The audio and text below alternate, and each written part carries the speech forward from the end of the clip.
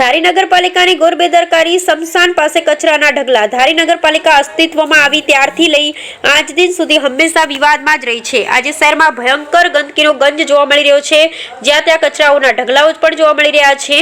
વળી આનાથી વધારે આશ્ચર્ય તો એ બાબતનું છે કે કચરો ટ્રેક્ટરમાં ભરાઈ સ્મશાન પાસે ઠલાવવામાં આવે છે, જ્યાં ગાયો પણ કચરામાંથી પ્લાસ્ટિક ખાવાને લઈ મૃત્યુ પામે છે। વિકાસના કામો હોય કે નગરપાલિકાની બીજી કોઈ કામગીરી હોય, કોઈ પણ પ્રકારના આયોજન વગર અનઘડત વહીવટ ચાલતો હોય છે। સ્થાનિકોમાં થતી ચર્ચાઓ મુજબ ખરેખર નગરપાલિકા કરતા તો ગ્રામ પંચાયત સારી હતી કે માત્ર ખાલી ફોન કરવાથી પણ કામ થઈ જતું, પરંતુ એ વાત તો કંઈક નિરાલી છે। આ બાબતને લઈ ધારીના સામાજિક આગેવાન રવિભાઈ હિરાણીએ પોતાની તીખી પ્રતિક્રિયા આપી હતી।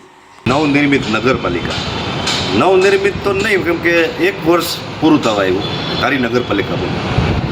આજુબાજુની 5 પંચાયતો ભેગી થઈ વટહુકમ દ્વારા સરકારશ્રીએ પાલિકા ધારી શહેરના લોકોનો વિકાસ થાય, ધારીનો વિકાસ થાય, એટલા માટે વટહુકમથી એને બનાવવામાં આવ્યું। હવે 1 વર્ષ પતી ગયું છે,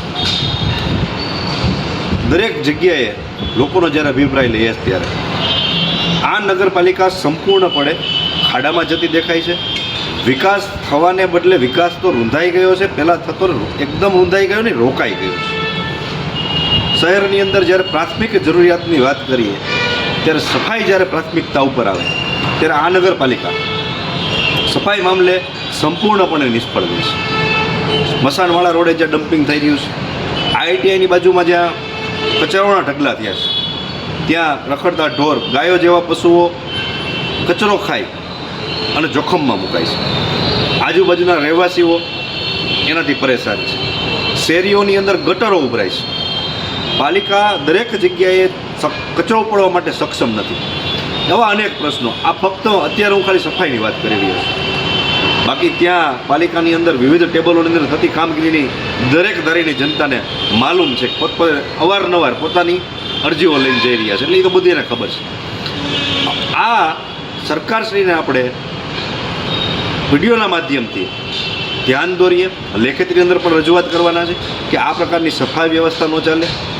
યોગ્ય ભરતી કરવી હોય તો ભરતી કરો, અધિકારીઓ ઉપર તમે કડક જો હુકમી દઈ અને કામગીરી કરાવો, નહીંતર આ ધારી નગરપાલિકા એ ગંદકીનું ઘર બનશે, બીમારીઓનું ઘર બનશે।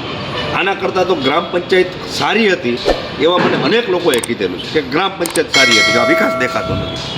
લોકોના મુખે એવી વાતો કરાવો કે નગરપાલિકા સારી હોય અને એની અંદર ઘણો બધો વિકાસ થાય, એવું આપના માધ્યમથી હું સરકારશ્રીને નિવેદન કરું છું।